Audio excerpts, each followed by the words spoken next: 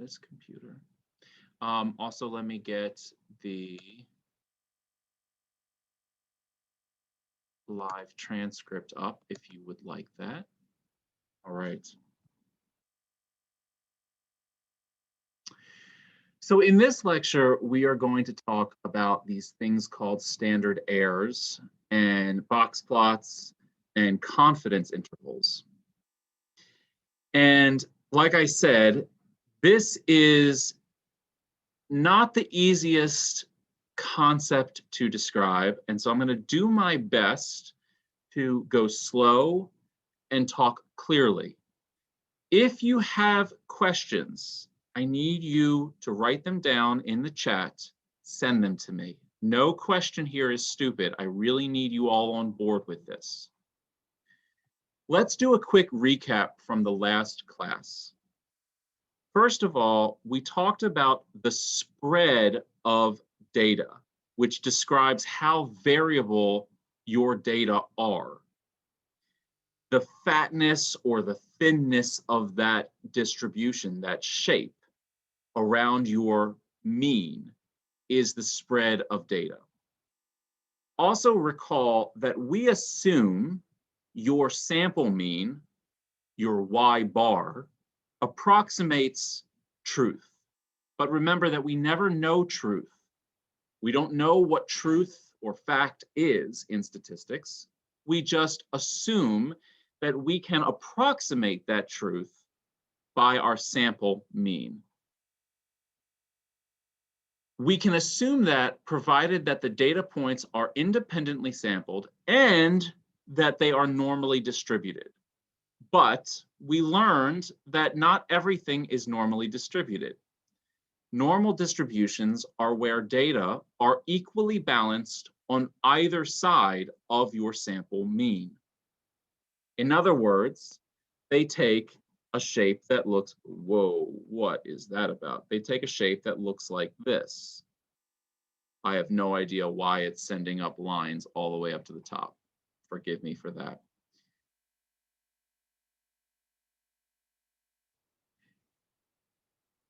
If your data are normally distributed, then the arithmetic mean, which is the sum of all of your data points divided by the number of data points that you have, approximates truth, approximates your true sample mean, or mu. The geometric mean is good for log normally distributed data. And your median and mode, your median is the middle point of your data set where you have an equal number of data points on either side. And your mode is the most commonly measured data point in your data set, are useful to calculate averages when the distribution does not take on any standard shape, if it's very wonky, if it doesn't take on any of the known shapes. We also discussed how you can estimate the spread of data around the mean, we call that S squared, as the average squared distance of points from the mean. This is called the variance. As many of you figured out, if you do not square the distance, then you wind up with a sum of 0. And that is because in a normal distribution, you have an equal number of negative and positive values surrounding the mean because all of the data are equally balanced around the mean. So if you try to sum up the differences of all of those equally balanced points, you'll wind up with 0. And so squaring those distances around the mean gets you the variance. And just as our sample mean Y bar estimates our true mean, S squared estimates the true population variation, which we don't know, we just estimate it. Dividing the sum of squared distance of points by n-1 provides a more accurate estimation of the true sample mean. So instead of dividing everything by the total number of points, dividing it by n-1 provides a more accurate estimation. And as I told you, we're not going to go into why that is, But the short answer is because one of your data points is assumed to be the mean. And so you can't take the difference in the mean and itself. And so you have to subtract out one data point. N minus 1, this N minus 1 thing right, oops. That was about. This N minus 1 right here provides a more accurate estimation of your true sample variation. And that N minus 1 we refer to as the degrees of freedom. Now, the variation is a very large number. And the reason is because it's the addition, it's the sum of all squared differences. And so we generally take the square root of the variance, which gives us the standard deviation. This is, technically speaking, the variance provided in units of actual measurement. Does anyone have any questions from the previous class and all of this information?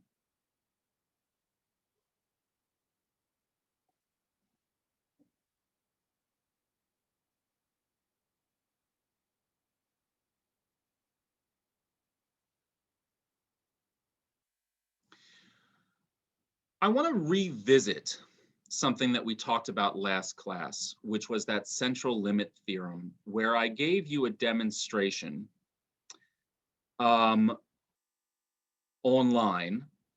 where I talked about how the mean of all means is surrounded by a series of data that is normally distributed.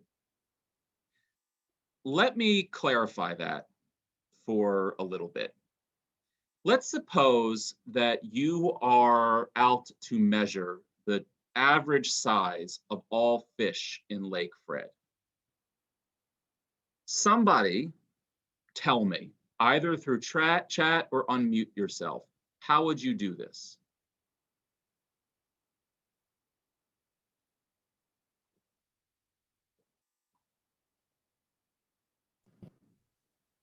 Like a sample population. Okay, and what would you do? Measure all of them and then like. Wait, you would measure all of your sample. Yes. How would you take your sample? By going to like various points throughout the lake at like maybe like the center and on the sides, and like I don't know. That's fine. Somebody help her out. You could use like a big drag net and catch so many fish. So we're going to use a net.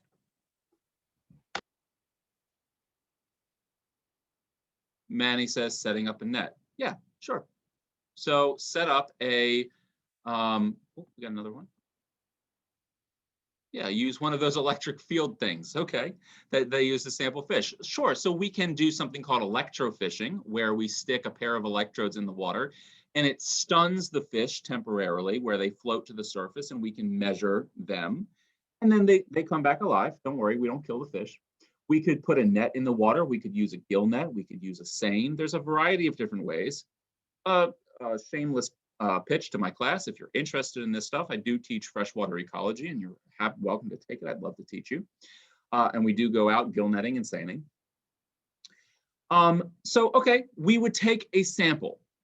What we wouldn't do is drain the entire lake, capture every single fish in the lake and measure it.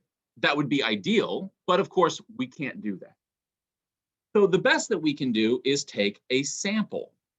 Now, in statistics, a sample refers to a subset of the entire population. And as humans that are not gods, the only thing that we can do is take a sample. For those of you that are growing plants in your house, you have purchased a packet of seeds.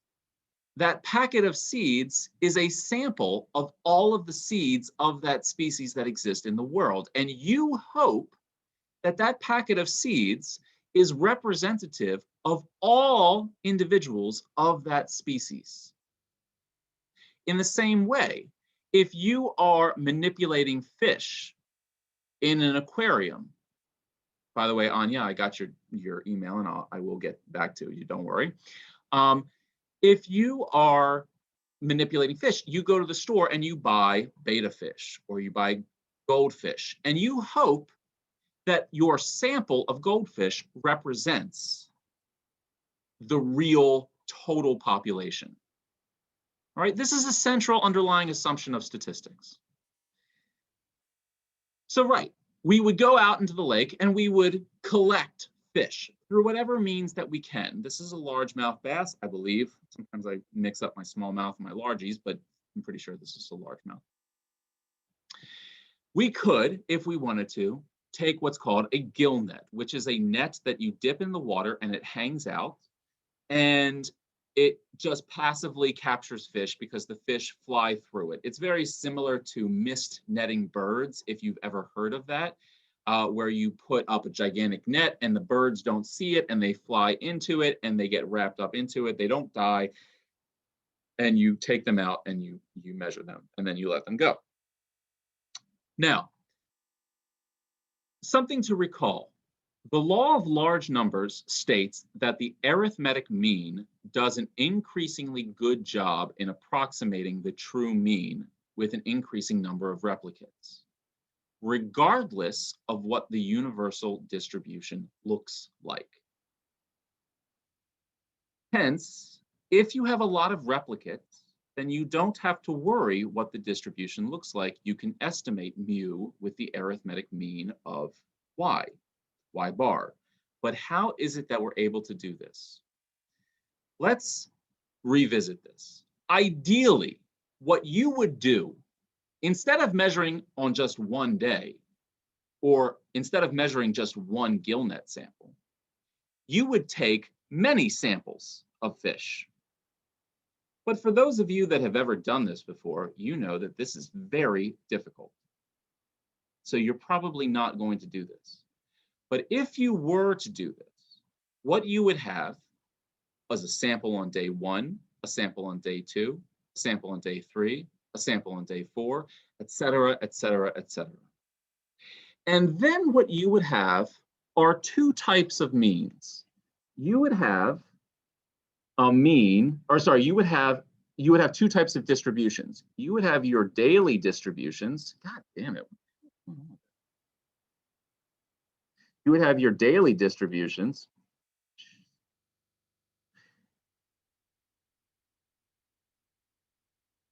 like this. Maybe this distribution, something was weird. Oh my goodness. Like, and it looks like that. Maybe this distribution, something was very, if anybody knows why my computer is doing this, I would love to know. Are you using like a pen or are you using your mouse? It's my finger. I have no idea why that. Here, I'm just going to use my mouse. That one is very strange. And this one is normal. Like that. So we have, in this case, 12 samples. And each one of those samples is associated with its own distribution. But what we also have is, if we look at it, we also now have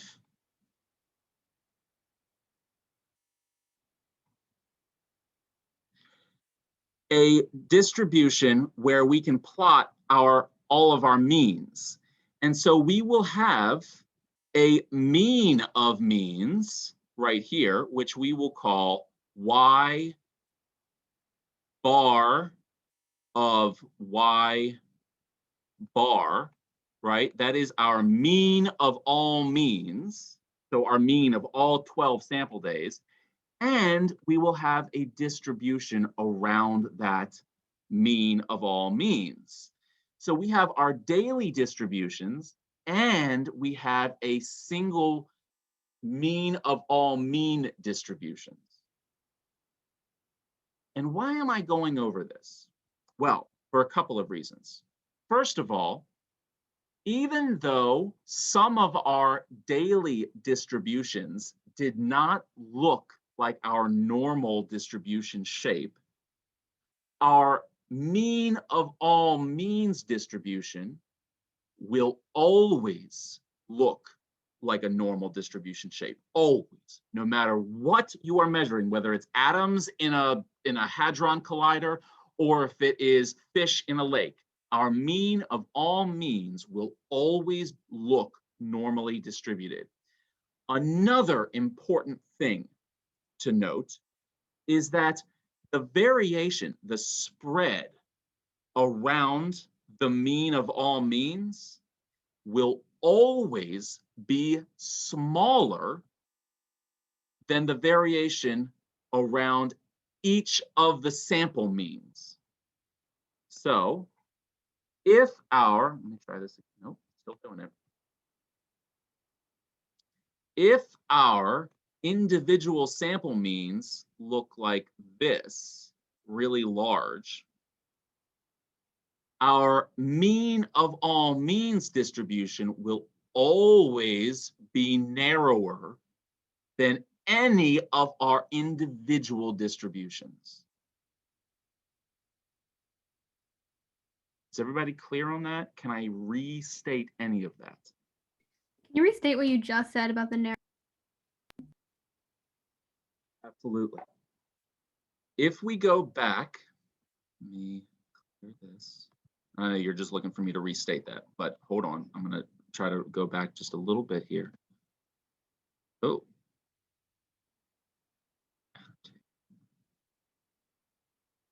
Here on. So there we go.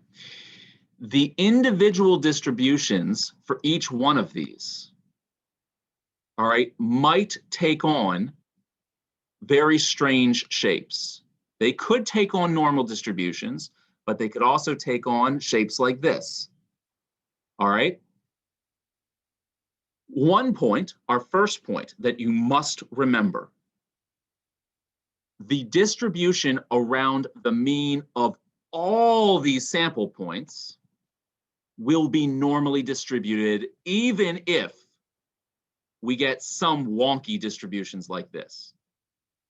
Second, and this is what you exactly asked me to repeat, the variation here, the width of this distribution and this distribution and this distribution will always be larger than the width of the mean of all means distribution. If we were to take the average here, the y bar here, the y bar here, the y bar here, if we were to take the average of each one of these y bars and then graph the distribution of all of those y bars,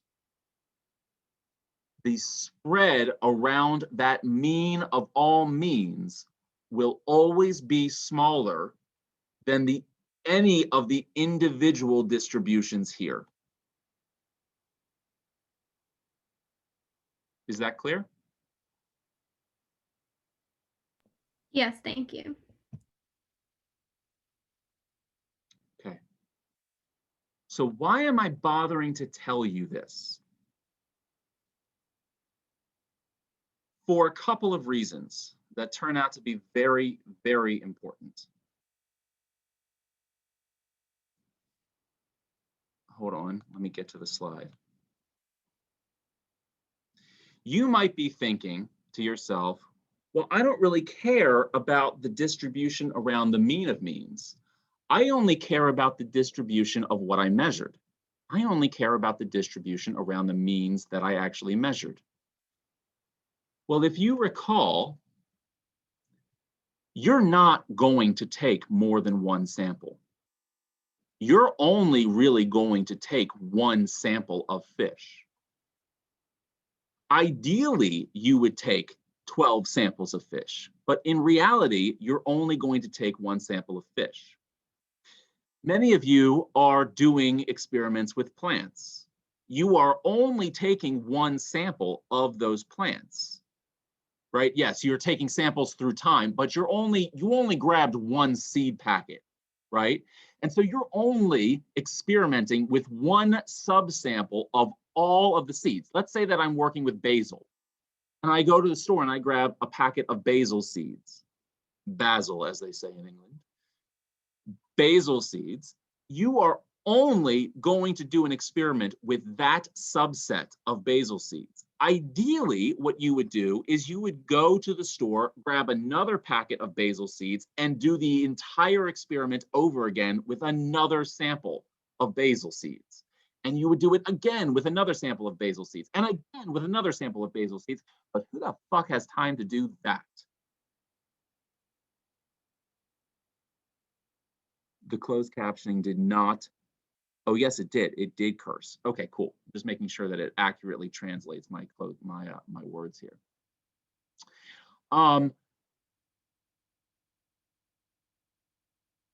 So you're not going to take multiple samples. You're just going to take one sample. However, what you are going to do as the statistician is assume that your one sample of fish or your one sample of seeds is going to approximate the mean of means because you're just that fucking good. You sampled on the right day. You got in one sample a good estimation of fish size, or your seed packet correctly represents all basil seeds in the world. Now, those are pretty bad assumptions, but we're just human, and we don't have the ability to measure all of the fish in the lake. So let me ask you this question. How many samples would you take if you could take enough samples? Would you take 10 samples? Would you take 12 samples? Would you take 1,000 samples? Ideally, you would measure every single fish in the lake, but you can't. So the question is not how many samples should you take, but it's how few samples can you get away with? And in reality, we're going to get away with just one sample because we are going to have misplaced confidence that we are that good at measuring things. And we are going to assume that our first sample, that your one packet of seeds is going to give you an accurate estimation of the true mean, which is about the mean of all means. In other words, we are going to assume that y1, y bar 1 here, is about right to the mean of all means. In other words, let me say this in a slightly different way. In other words, we are going to assume that even though this is our distribution right here, this is our sample distribution, we are going to assume that our sample distribution mean of y bar is actually equal to y bar of all bars, is equal to the mean of all means. Do we have any right to assume that? No, but we don't have a right, an intrinsic right to do much of anything. We are going to be a little arrogant and assume that our first sample approximates that mean of all means. And if that's right, if that's correct, then we can also assume two other things. We can first assume that our variation, even though we found this much variation, we can assume that the real variation is actually more like this, is actually a lot thinner. And, oh my God, we can assume too that even if our distribution looked like this, we can assume that the mean is actually your arithmetic mean for a normal distribution. Now, that one is a little harder to swallow. This one, though, is the important one for this lecture. That our actual variation, even though it's much larger than what the mean of all mean variations would look like, we can assume that our actual variation, that the real variation is much smaller than what we found. Does anybody need me to restate any of that?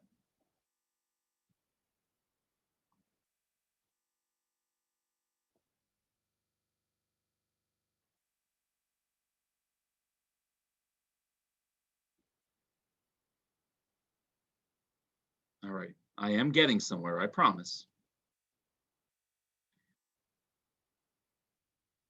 Now, if we are very confident in our first sample, we can assume that the mean of multiple samples will have the same mean as our first sample, and it will have a normal distribution, as I just said. I'm not saying anything new. It also means then, and I did just say this as well, that we can use the variation s squared and the square root of that, known as the standard deviation, which we talked about last class. We can use those parameters. We call these parameters. We call this variance and the standard deviation. We call those parameters. We can use those parameters to calculate to estimate the true variance and the standard deviation for any sample, regardless of what its distribution looks like. This is why it is so important for you to remember how to calculate the variation and the standard deviation. And I'm not asking you to remember two different equations. Recall that this equation, s squared right here, is the only equation that you have to remember here, because s is just the square root of all of this.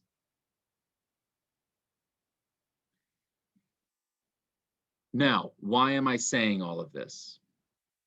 Because, hold on one second. Let me get to this. This allows us to have a smaller variation than what we have actually measured. It's cheating a little bit, but it's cheating in a way that is actually honest. The variation on the right, the variation around the mean of all means, is a known fraction of the variation around our sample distribution. The mean of all means, the variation around the mean of all means, is known as the standard error of the mean. The variation around that mean of means is always less than the variation around our sample mean, and it is consistently less by a factor of the square root of n. How do we know this?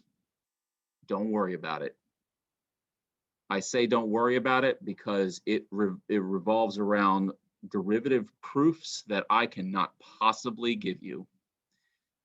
But all I can tell you is that your sample distribution, your sample of one seed packet, or your sample of one fish, or your subsample of fish in Lake Fred, has a variation around it. And we calculate that variation as this.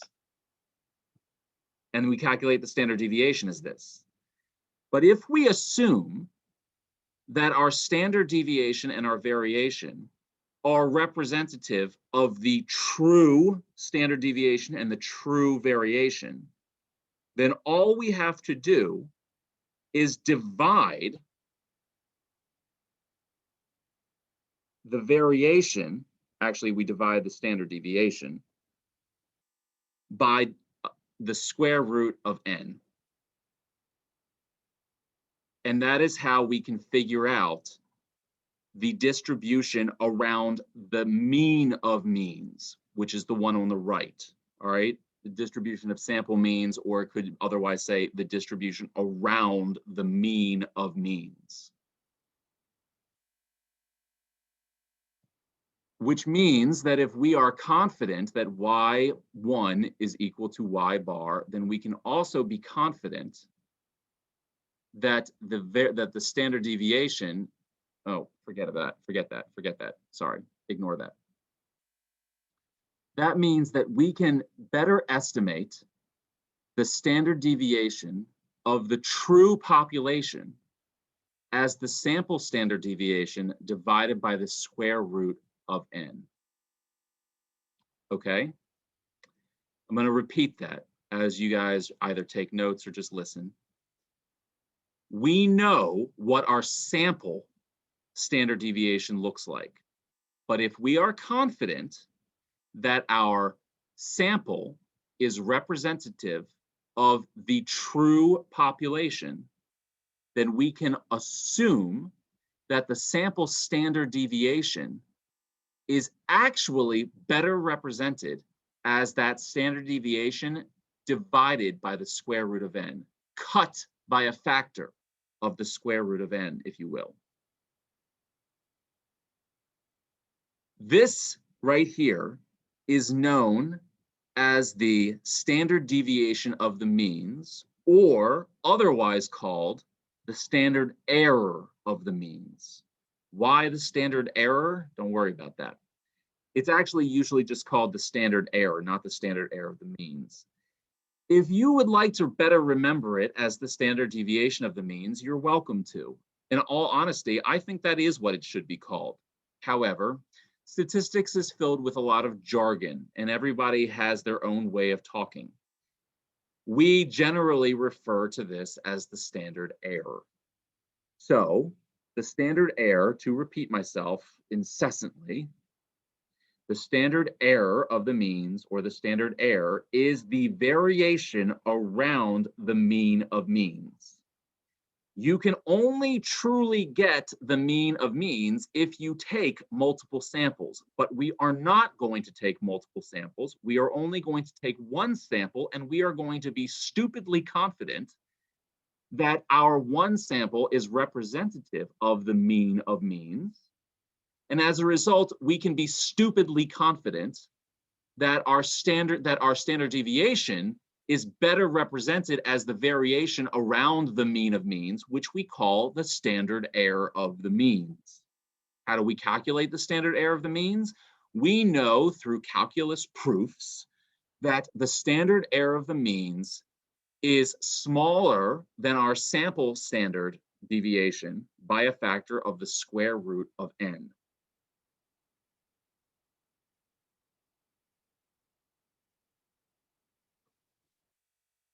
Any questions? We're still going to call it that, even though it's not technically the standard deviation of the mean of means, right? That's what you mean? Like, even though we're not like doing a true mean of means because it's only one trial? One. Correct. Okay. Correct. I can tell you that I have never in my life repeated an experiment. I have never taken more than one sample. The only way to truly get the correct standard error of the means would be to take more than one sample. But ain't nobody have time for that. Nobody's going to take more than one sample. We have way too much to do. And so in reality, we just take one sample. And we estimate the standard error of the means by taking the sample standard deviation and dividing it by the square root of the number of replicates in our sample, which is n.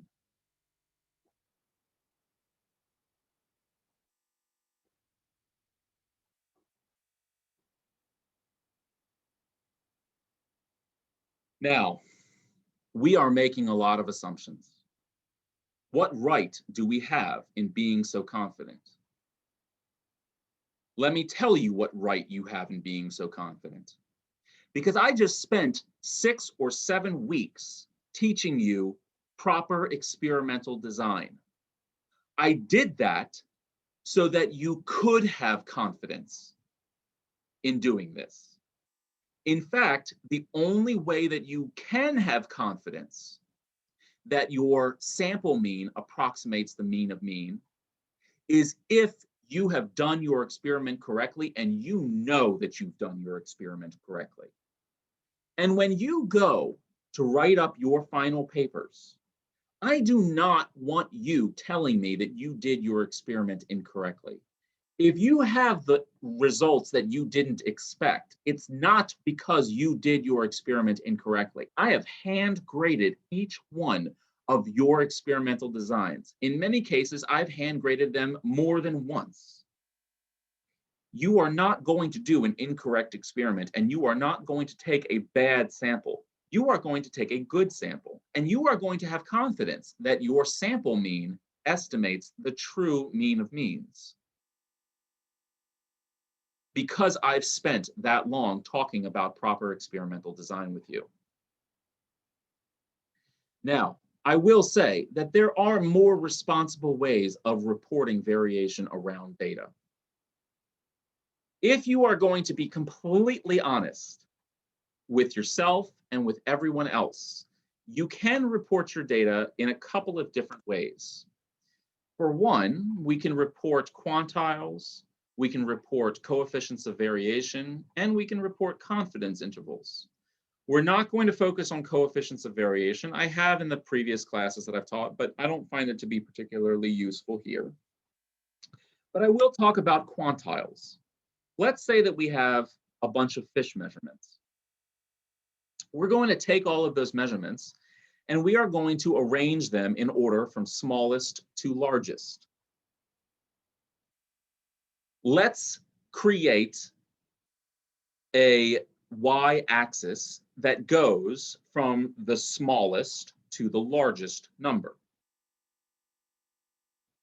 The median, if you recall, is the middle data point. Now, notice that we're not using the average. Why? Because recall that we are making an assumption about our stuff that allows us to assume a normal distribution, but we're trying not to use assumptions here. And so we're not going to assume a normal distribution, and we're not going to assume that our data can have a mean that is calculated using the arithmetic mean. So instead, we are going to use the median, which is the middle point in our data set, which in this case happens to be about 20. 75% of all of the data are above this point of about 17.5, meaning that 75% of all of our data are above this data point. They range from about 18 to 30. We draw a box from that median point right there up to that 75% mark. 75% of our data are below this data point of about 23.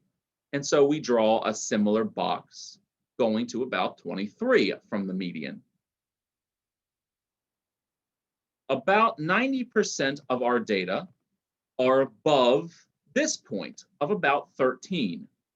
And so we draw what is called a whisker up to this 90% mark. And 90% of our data are below this point of about 28. And so we draw another whisker to 28. This plot right here is called a box and whisker plot. That's why I was calling them boxes and whiskers, because that is what this is called, a box and whisker plot. We call those values, we call those values the 90th percentile or the upper decile, the 75th percentile or the upper quartile, and on the other side of the median, the 25th percentile and 10th percentile, and the lower quartile and lower decile.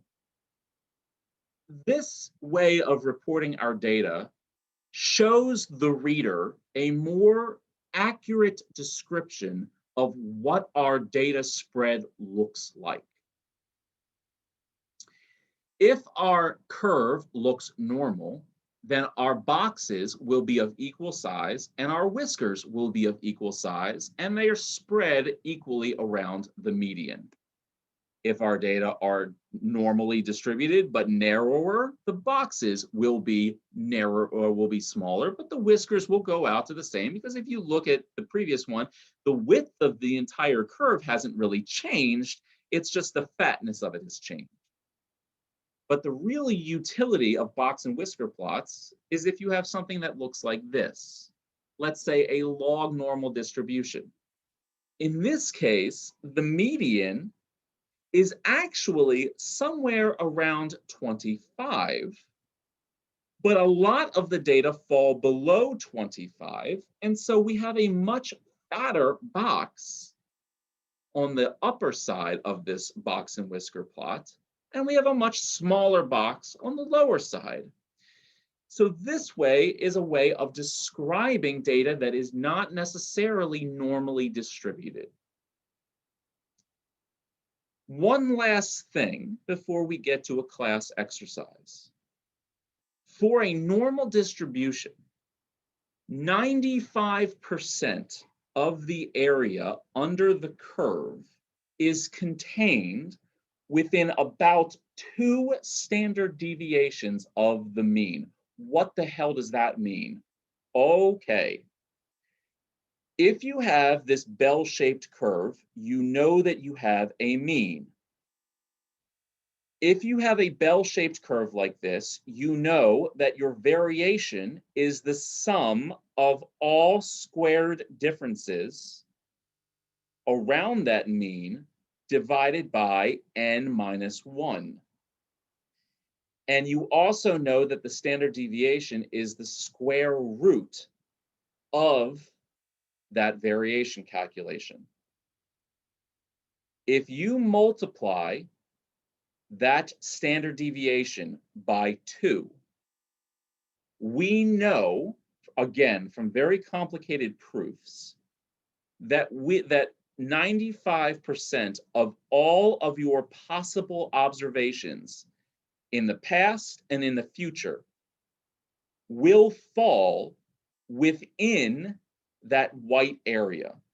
In other words, we know that 95% of all of your observations will fall within plus or minus 2 standard deviations around that mean. If you calculate the mean, which is right here, and you calculate the standard deviation of S, multiply that standard deviation by 2, that means whatever that number is, extend it out to here, and that is 2 standard deviations on this side, and extend it out to here, that's 2 standard deviations on that side. 95% of the area under this curve will be contained within 2 standard deviations, or if you want to be more specific, 1.96 standard deviations, but we just go with 2.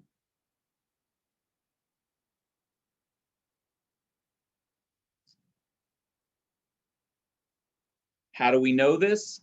Actually, you can thank beer.